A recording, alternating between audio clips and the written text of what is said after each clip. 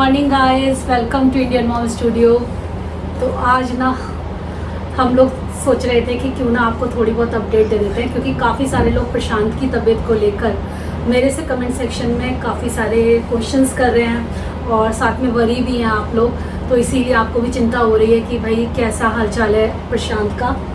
तो अभी तो मैं बेटर फील कर रहा हूँ, बिकॉज मेरा लास्ट जो सर्जरी हुई थी ना वो 20th में हुई थी। तो अब तो 2 हफ्ते हो गए मेरे को सर्जरी हुए भी, लगभग 15 दिन हो गए। शुरुआत में तो मेरे जो स्टिचेस थे उन्होंने कहा था कि 1 आध हफ्ते रखने हैं, और जो ड्रेन लगा हुआ था वो भी। तो उसके बाद क्या हुआ, वो थोड़ा सा ड्रेन में प्रॉब्लम आ रही थी, तो उन्होंने फिर मेरे को कुछ मेडिसिन दी जिससे जो फ्लूइड होता है ना वो थोड़ा कम हुआ, और उसके बाद उन्होंने हटा दिया पिछले वीक। तो अभी हटे हुए भी 5-6 दिन हो चुके हैं and I am feeling better. और उसके साथ 13 डेज पे हटा दिया था। कुछ मेडिकेशंस तो चल रही हैं और चलेंगी आगे। बाकी मुझे परहेज रखने को उन्होंने बोला है लगभग 1 महीने तक। और उसके बाद भी मतलब ये नहीं है कि एकदम से मतलब गॉल ब्लैडर के ऑपरेशन के बाद में आप बाहर जाके कुछ भी खाओ, आराम से। तो अभी तो फिलहाल मेरी डाइट में से सारे कार्ब्स हटे हुए हैं, जिस वजह से बहुत सारा वेट भी लॉस हुआ है। कम से कम 16 से 17 दिन हो चुके हैं ऑपरेशन को।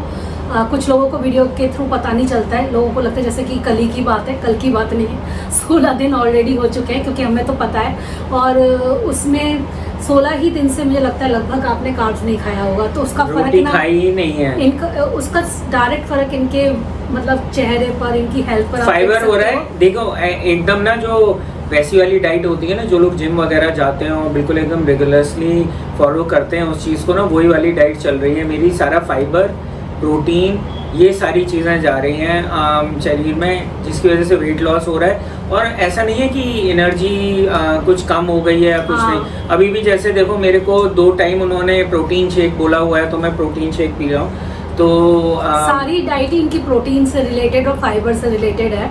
बट बस जो कार्ब्स हटे हैं ना, तो उनसे एनर्जी डाउन नहीं हुई है। कि मतलब कुछ लोगों को चिंता हो रही है कि बहुत वीक हो गए हैं, आप उनका ध्यान रखो, आप ध्यान नहीं रख रहे हो, आप अपने वीडियो बनाने में लगे हुए हो। तो गाइज ऐसा कुछ नहीं है।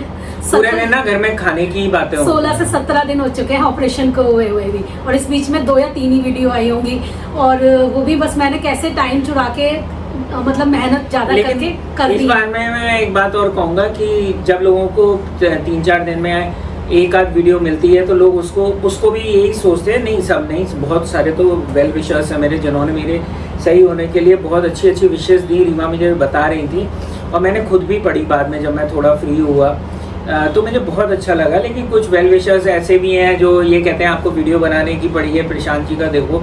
तो देखो गाइज, वीडियो बनाने में तो रीमा का एक काम है, मैं तो यही कहूँगा। प्लस 10, 15, 20 मिनट, 25 मिनट की एक वीडियो होती है, और वो भी आजकल रीमा की आप फ्रीक्वेंसी देख सकते हो बहुत कम हो गई है ना। क्योंकि मेरी हेल्थ की वजह से पूरे दिन मेरे हेल्थ के चक्कर में लगी रहती है कि ये बना दूँ, ये बना दूँ। एक तो जब से ये हुआ है और जब से डॉक्टर ने डाइट वो की है ना, वो उन्होंने इस तरीके की डाइट फिक्स की है कि हर 2 घंटे 3 घंटे में कुछ ना कुछ खाना है। कभी आपको प्रोटीन खाना है, कभी आपको फाइबर खाना है, कभी नट खाना है, कभी आपको एप्पल खाना है, मतलब फ्रूट खाना है। मतलब ये लगा लीजिए मैं पूरा दिन कुछ ना कुछ इनके लिए बनाती रहती हूँ और इनको देती रहती हूँ। तो इसी वजह से इनको कभी एनर्जी कभी लो नहीं लगी होगी। लेकिन हाँ, हेल्थ तो गिरी है। लेकिन कंप्लेंट नहीं है हमें आप लोगों से, क्योंकि एक्चुअली में होता क्या है ना, जिसके ऊपर बीतती है वही समझ सकता है, वही फॉलो करे कभी, तो उनको मालूम पड़ेगा। देखो, एक जो पेशेंट की जो पूरी दिनचर्या होती है ना, वो औरों से डिफरेंट होती है। पहली बात तो आपको पेशेंट को खुद डील करना होता है। जैसे कि प्रशांत इतने दिनों से कहते हैं स्पंज बाथ ही ले रहे थे, तो इनको स्पंज बाथ कराना, सुबह से लेकर रात तक का रूटीन फॉलो करना, उसमें मैं खुद इतना थक जाती थी कि मेरे पास अपने लिए समय ही नहीं बचता था। और इसी वजह से मैं कभी कभार आपको वीडियो दे रही थी। कुछ लोगों ने ये भी लिखा कि क्या ज़रूरत थी ये सब बताने की, कि ये सब चल रहा है। तो यार मैं नहीं बताऊंगी तो फिर भी तो आप ये सोचोगे कि ऐसा क्या हो गया जो 1-1.5 महीने से हमारी वीडियोस नहीं आ रही हैं। अच्छा ठीक है, अगर नहीं बता रही हूँ तो आपका ये सवाल है, और अगर मैंने बता दिया तो ये सवाल है कि क्यों बना रहे हो। और दूसरी एक और चीज़ है, जब आप बनाते हो ना तो आप दिखाते हो कि भाई किस वजह से वीडियो नहीं आ रही है, तो वो वजह आपको मालूम पड़ चुकी है ना। और नहीं बताऊंगी तो फिर आप यही लिखने वाले हो कि यार ये झूठ बोल रहे हैं, ये भी लिख देते हैं कुछ लोग। वाकई में ना, मैंने ही रीमा से कहा है कि देखो, काम कोई नहीं रुकना चाहिए। कोई भी प्रॉब्लम हो, अब तुम्हारा जो काम है या मेरा जो काम है वो कभी रुकना नहीं चाहिए। देखो, चीज़ें पैरेलल में चलती हैं। अगर मैं या रीमा काम नहीं करेंगे ना, तो हमारा दिमाग सोच के ना पागल हो जाएगा, हम लोग एकदम लॉस्ट हो जाएंगे।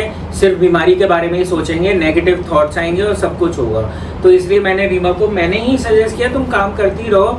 काम करने से क्या होता है ना, दिमाग बिजी रहता है, कहीं हमारा दिमाग और चीज़ों में भी लगता है, जिससे हमारी हेल्थ के ऊपर भी फ़र्क पड़ता है। डॉक्टर ने भी मेरे से यही कहा कि आप ना सबसे ज़्यादा बड़ी बात ये है कि आप दवाइयों के साथ साथ ना आप अपने ना दिमाग से टेंशन हटाओ। टेंशन हटाने का भी यही एक रीज़न है कि मैंने कहा रीमा आप काम करो, दिमाग उधर से उधर रहेगा। मैं भी अपना काम शुरू कर चुका हूँ और इसी के साथ मुझे भी अच्छा लग रहा है, मतलब मैं कहीं और सोच रहा हूँ। तो लास्ट ईयर भी आपने देखा था कि मम्मी की तबीयत खराब हो गई थी, हमारी पूरी गर्मियाँ मम्मी की तबीयत को ठीक करने में निकल गई।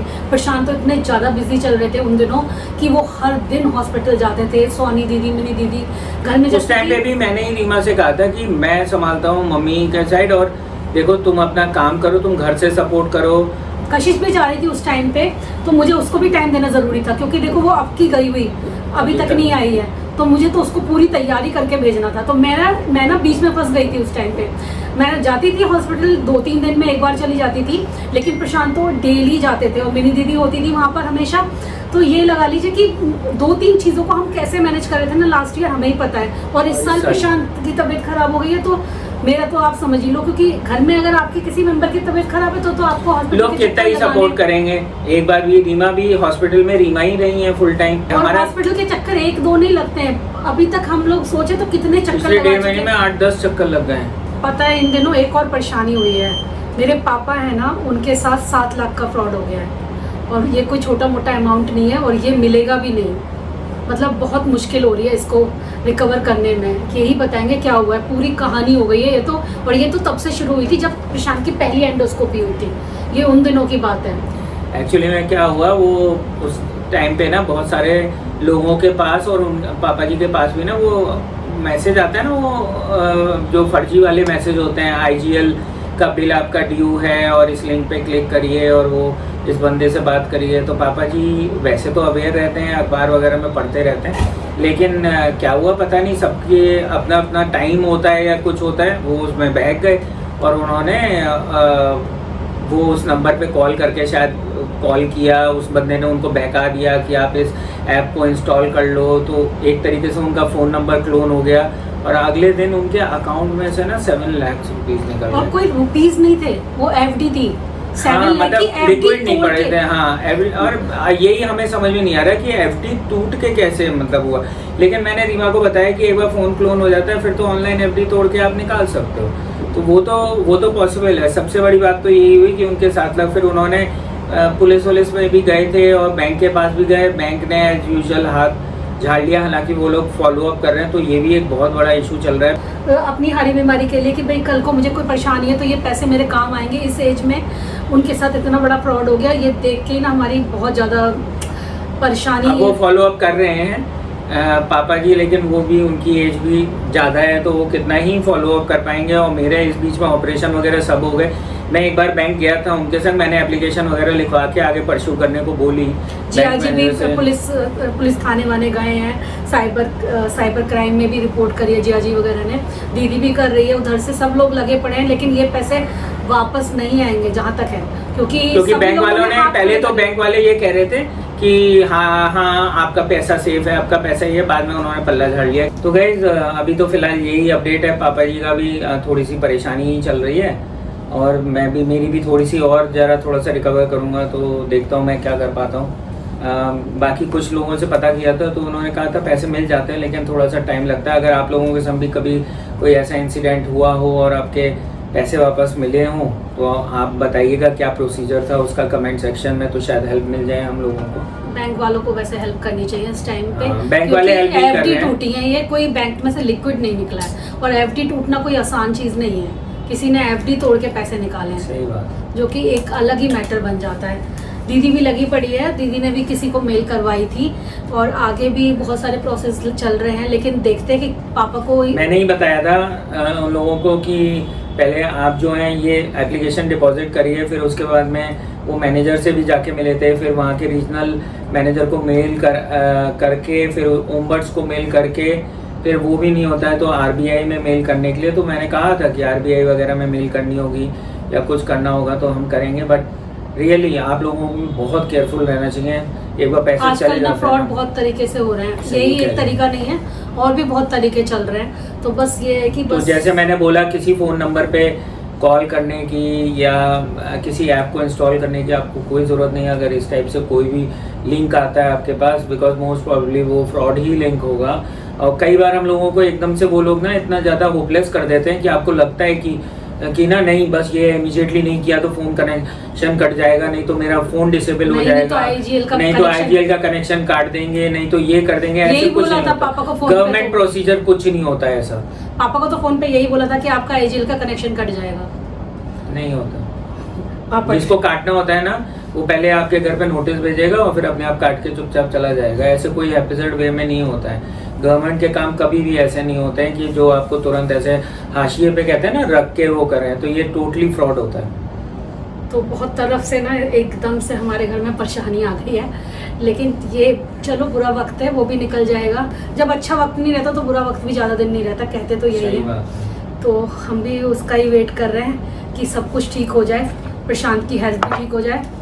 और अभी तो एक और प्रोसेस बाकी है प्रशांत की, जो कि अब एडमिट Next week होंगे। में, हाँ। एडमिट होंगे, उसके लिए एंडोस्कोपी होगी और उसमें भी शायद ERCP बोल रहे हैं, स्टंट रिमूवल है ये। तो उसमें भी डे केयर या एक दिन की हो सकता है कि हमें हॉस्पिटल में बिताना पड़े। देखते हैं क्या रहने वाला है, बताएंगे आपको। ठीक चलो है। गाइस आज का अपडेट तो यही था अभी तक का, फिलहाल का अपडेट। बहुत दिनों से आपसे दिल की बात ही नहीं कर पा रही हूँ, बहुत दिनों से बिजी चल रही हूँ, तो मैंने सोचा चलो प्रशांत के साथ ही बैठकर आप लोगों को दिखा भी देती हूँ कि प्रशांत ठीक है। मैं तो ठीक हूँ कोई और दिक्कत- अच्छा महसूस कर रहा हूँ कि थोड़ा वेट ही कम हो रहा है, तो अच्छी बात हाँ, है। इनका मतलब 15 किलो वेट कम हुआ है। 15 से ज्यादा हो गया। 10 किलो तो तभी हो गया था जब एक बार आपने अपडेट दी थी, उसके बाद क्योंकि मैं कार्बोहाइड्रेट डाइट नहीं ले रहा हूँ ना, साइड से प्रोटीन ले रहा हूँ। और 15 दिन की डाइट पे ही ना इनका लगभग मेरे ख्याल से 5 से 6 किलो तो नीचे गिरा है। और अभी तो और गिरेगा, हाँ। और गिरेगा।